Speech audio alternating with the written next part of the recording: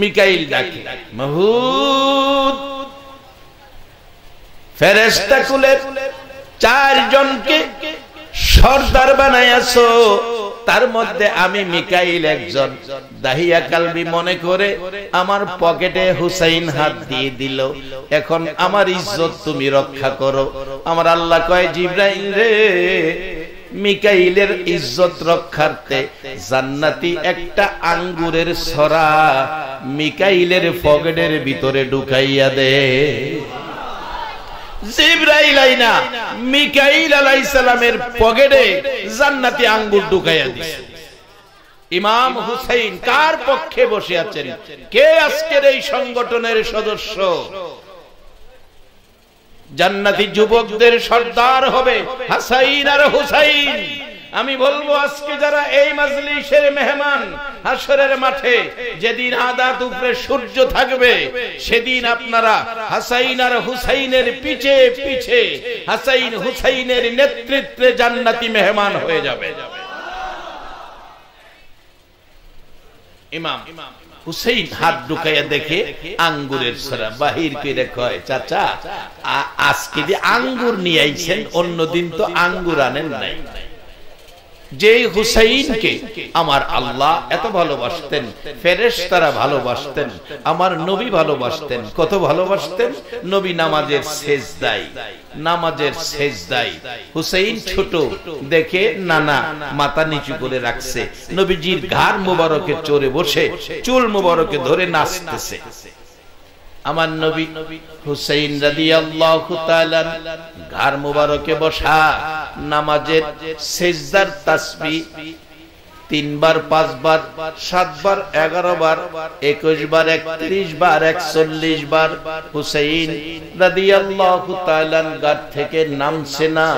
ভাবলেন আল্লাহ যদি জিজ্ঞেস করে, বন্ধু গো নাতি লইয়া খেলো, নামাজের কথা কি মনে নাই? আমার নবী ইচ্ছে করলেন হাত মোবারক উঠাইতেছেন, গার মোবারক থেকে টাইনা নাতিকে নামাবেন। এমন সময় আমার আল্লাহ ডাকে, জিবরাইল রে, বন্ধুরে যায়া কও যতক্ষণ পর্যন্ত হুসাইন নবীর ঘাড় মোবারকে বৈশা থাকে, ততক্ষণ পর্যন্ত আমার বন্ধু যেন সেজদায় পড়ে থাকে। আরে জিবরাইল, বন্ধুরে যায়া কও হুসাইন ইচ্ছা করে কাঁধের থেকে না নামা পর্যন্ত আমার বন্ধু সেজদায় থাকবে, এটা আমি আল্লাহর কাছে সুন্দর লাগতেছে। আমার নবী নাতি কাঁধে লইয়া সেজদায় পড়ে থাকে, আমার আল্লাহর কাছে সুন্দর লাগে। জিবরাইল এসে খবর দেয়, আজকে সেই হুসাইনের পক্ষে কিছু সময় দিলে বলুন আমাদের লাভ হবে না লস হবে? বাবারা, আমার নবী কাঁদতেছে সেজদায় পড়ে। হযরত আবু বকর, হযরত ওমর আলীর কাছে খবর পৌঁছে দিলে, ছোট করে বলছি, হযরত আলী ঘরের ভিতরে ঢুকলেন, যাইয়া দেখে গো মা ফাতেমা বাবার মায়ায় বিনায়া বিনায়া কান্দে। ইমাম হাসাইন একদিকে কান্দে, হুসাইন আরেক দিকে কান্দে আর ডাকে। রাস্তায় কোনো মানুষ দেখলে ডাকে, ও প্রতীক দাঁড়াও, আমার এতিম নানারে দেখছো নি? যে নানা জীবনে একটা দিন বাবা কইয়া ডাকলো না। আরে পথিকেরা, তোমরা আমার এতিম নানারে দেখছো নি? আমার নবী 3টা দিন 3টা রাত পার হয়ে গেল, আপনার আমার মতো গুনাহগার উম্মতের মায়ায় নবী কান্দে। হযরতে আলী খবর পৌঁছে দিলেন খাতুনে জান্নাত ফাতেমাতুজ জাহরার কাছে, ফাতেমা রে কান্দিস না, চল, রাসূলের খবর পাওয়া গেছে, হাসাইন হুসাইন ছাড়া রাসূলকে আনা যাবে না। কারো ডাক নবী শুনে না, উম্মতের ব্যথায় নবী কান্দে। অবশেষে খবর শুনে খাতুনে জান্নাত ফাতেমাতুজ জাহরা 2টা কলিজার টুকরা সন্তান লইয়া যাইয়া দেখে সেজদায় পড়ে আমার নবী এখনো কাঁদতেছে। মাতার পাশে বসে খাতুনে জান্নাত ফাতেমাতুজ জাহরা বাবার মাথায় হাত বুলাইয়া ডাকে, বাবা গো আর কত কাঁদবা গো বাবা উম্মতের মায়ায়, উঠো, তুমি যাকে মা মা কইয়া ডাকো আমি সে ফাতেমা তোমার মাথার পাশে। বাবা মাথা উঠাও, তোমার দুই নাতি তোমার পাশে। বাবা আজকে 3টা দিন পার হয়ে গেল গো, ফাতেমার চুলায় আগুন জ্বলে না, তোমার আদরের দুই নাতি না খাইয়া না না না না বলে কাঁদছে 3টা দিন। মাথা উঠাও, মদিনায় চলো, তোমার নাতি লইয়া তুমি খানা খাও। আমার নবী আপনার আমার মতো গুনাহগার উম্মতের মায়ায় কান্দে, এখনো মাথা উঠায় না। আরে উম্মতের কান্ডার নবী রহমতের ভান্ডার, বলুন উম্মতের নবী বিনে রোজ হাসরে কে করিবে পার, নবী বিনে রোজ হাসরে কে করিবে পার। উম্মতের কান্ডার নবী রহমতের ভান্ডার, উম্মতের কান্ডার নবী। যাইয়া দেখো মদিনাতে কান্দে নবী রোজা পাকে, যাইয়া দেখো মদিনাতে কান্দে নবী রোজা পাকে। উম্মতেরি মায়াই নবী কান্দে মদিনায়, উম্মতেরি মায়াই নবী কান্দে মদিনায়। উম্মতের কান্ডার নবী রহমতের ভান্ডার, উম্মতের কান্ডার নবী। রে বাবারা ভাইরা, আমার নবী কান্দে, মা ফাতেমার ডাকে মাথা উঠায় না, হাসাইন হুসাইন ডাকলো মাথা উঠায় না। অবশেষে খাতুনে জান্নাত ফাতেমাতুজ জাহরা 2টা হাত বাড়াইয়া ডাকে, ও বাবা আর কত কাঁদবো, আর কত কাঁদাবেন বাবা গো, বুঝিছি উম্মতের মায়ায় বুঝি কাঁদেন। মাবুদ আমার বাবা জীবনে একটা দিন বাবা কইয়া ডাকলো না, 6 বছর বয়সে মা হারাইলো, মার ব্যথা বাবার ব্যথা অন্তরে, উম্মতের ব্যথায় কান্দে গো মাবুদ। আমার বাবার উম্মতের জন্য আমি ফাতেমা আমার কলিজার টুকরা 2টা সন্তান ইমাম হাসাইন আর হুসাইন কুরবানি দিয়ে দিলাম।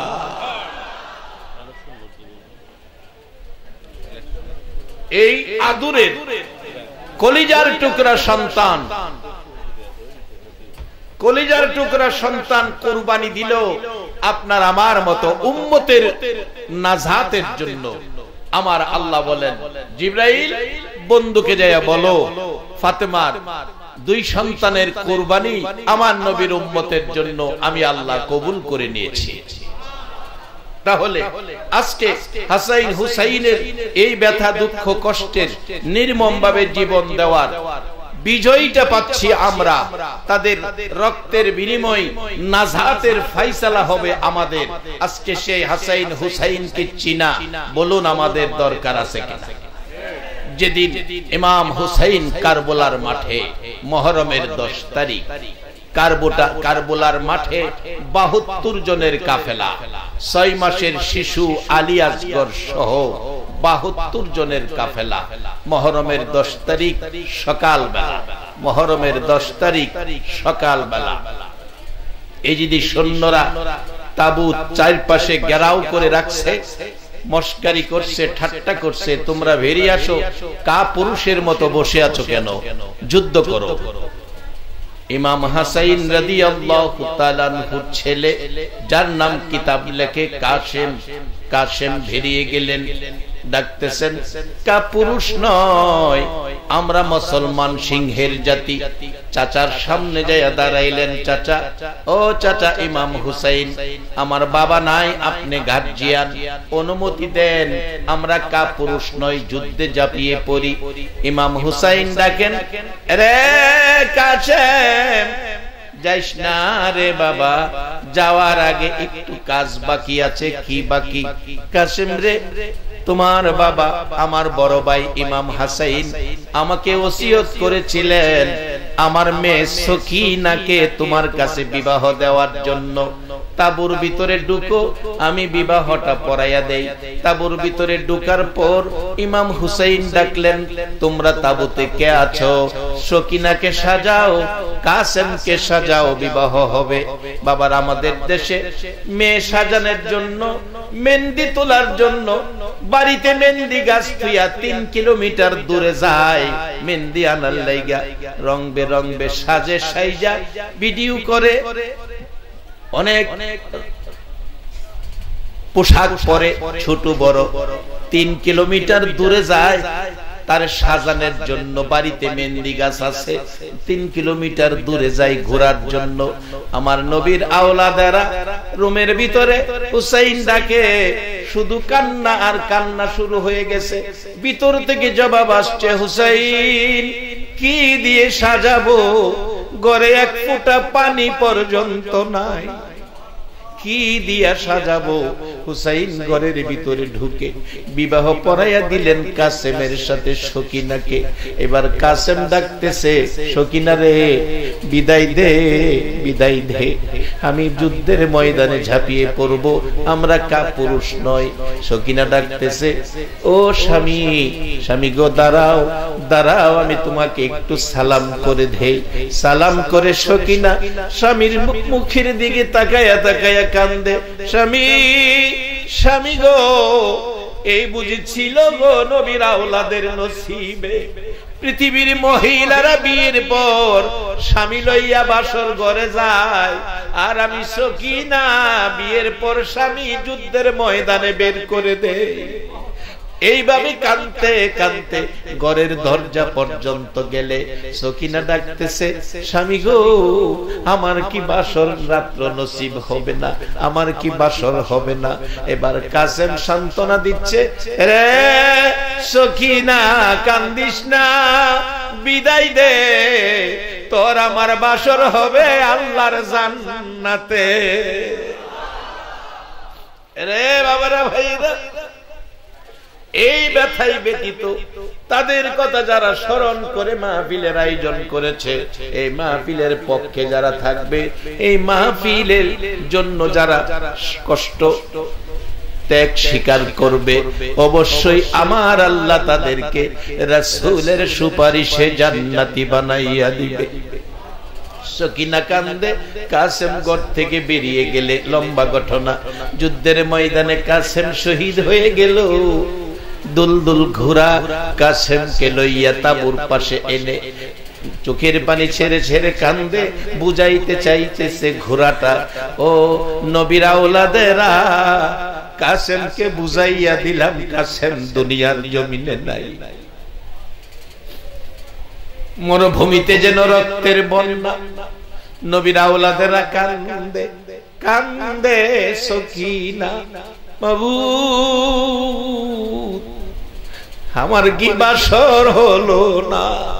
একটা রাত্র স্বামীর সাথে কথা বলতে পারলাম না, আমার স্বামী দুনিয়ার থেকে বিদায় হয়ে গেল। তারপর অবশেষে ইমাম হুসাইন রাদিয়াল্লাহু তাআলা আনহুর ছেলে, যার নাম আলী আকবর, 18 বছরের পালোয়ান, আয়েশাটাকে, বাবা গো, আমার ভাই, চাচাতো ভাই দুনিয়ার থেকে বিদায়, আমার মন মানে না, চলে গেলেন যুদ্ধের ময়দানে। লম্বা ঘটনা। অনেক বেঈমান, অনেক এজিদি সৈন্য কতল করে ঘরে ফিরে আসলেন।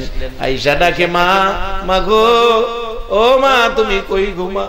আমার একটা গ্লাস পানি যদি পান করাইতে পারো গো, আমি সমস্ত কারবুলার এজিদি সৈন্য কতল করে দিব। মা চোখের পানি ছেড়ে বলছে, বাবা গো, একটা ফোঁটা পানিও ঘরের মধ্যে নাই। এবার আলী আকবর 18 বছরের পালোয়ান মার পায়ে সালাম করে ডাকতেছে, মা গো, মা, বিদায় দাও, দেখা হবে হাসরের ময়দানে। 4 মাসের শিশু আলী আসগর মরুভূমির মরু তাপে কলিজা শুকাইয়া গেছে, পানি নাই, জিহ্বাটা বাহির করে বুঝাইতে চায় একটু পানি খাওয়াও, না হয় আলী আসগর মরে যাবে। মা কোলে লইয়া ইমাম হুসাইনের হাতে তুলে দিলেন একটু পানির জন্য, পানি খাওয়াবে কোলে লইয়া। ডাকতেছে, এই যদি সৈন্যরা রে, 6 মাসের শিশুটা দোষ করে নাই, নবীর আওলাদ রে একটু পানি দে, যে এই নবী না হইলে দুনিয়ার কিছুই হইতো না। এই যদি সৈন্যরা তীর মারলেন হুসাইনের দিকে লক্ষ্য করে, তীর হুসাইনের গায়ে লাগে নাই। আয়েশা, এই নিষ্ঠুর তীর লাগলো গো 6 মাসের শিশুর কলিজা। জিহ্বাটা বের করে দিল, কবুতরের বাচ্চার মতো কাঁপতেছিল। বাবার দিকে তাকায়া এটাই বুঝাইতে চাইতেছে, বাবা গো, মারে বলে দিও গো আমি আর পানি খাইতাম না। পানির বিনিময় তীর খায়া হযরতে আলী আসগর দুনিয়া থেকে বিদায় হয়ে গেল। হাসাইন রাদিয়াল্লাহু তাআলা আরেকটা ছেলে ছিল, 6-7 বছর বয়স, মতান্তরে 8-9 বছর বয়স, যার নাম কিতাব লেখে তুভার। তুভার দৌড়ায় এসে একটা ছোট্ট লাঠি নিয়ে বাচ্চা মানুষ দৌড় মারছে। এই যদি সৈন্যরা রে, আমার 6 মাসের ভাইটারে কি করলি?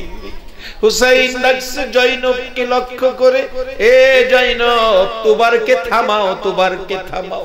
তুবারকে থামাইতে পারলো না, দৌড় মারছে। দূর থেকে একটা সৈন্য তীর মারলে তুবারের বুকের মধ্যে তীরটা লাইগা কলিজাটা ছেদ্রু করে পিছন দিয়া বেরিয়ে গেছে। দৌড়াইয়া মার কাছে গেছে, মা গো, আমার তীরটা খুলে দাও, ব্যথা সহ্য করতে পারি না। মা দুঃখিনী কান্দে, তীর খোলার ব্যবস্থা তখন ছিল না। হুসাইনের কাছে গিয়ে ডাকে, চাচা আমার তীরটা খুলে দেন। হুসাইন আনজায়া ধরে কান্দে, মাবুদ, এ কি ছিল নবীর আওলাদের কপালে? এইভাবে দুই গালে চুমাইতেছে, ডাকতেছে, বাবা গো, কিভাবে তীরটা খুলবো গো বাবা?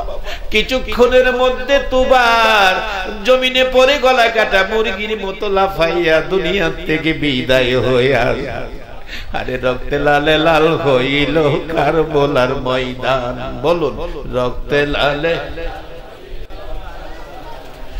শহীদ হলো ইমাম হুসেন নবীর জানের জান। শহীদ হলো ইমাম হুসেন নবীর জানের জান। রক্তে লালে লাল হইল কারবালার ময়দান। হায়রে রক্তে লালে লাল হইল। হেজিদি সেনা সীমার এসে হুসাইনের বুকে বসে, হেজিদি সেনা সীমার এসে হুসাইনের বুকে বসে, ছুরি দিয়ে কাটবে গলা, বাজবে না আর প্রাণ। ছুরি দিয়ে কাটবে গলা, বাজবে না আর প্রাণ। রক্তে লালে লাল হইল কারবালার ময়দান। হায়রে রক্তে লালে লাল হইল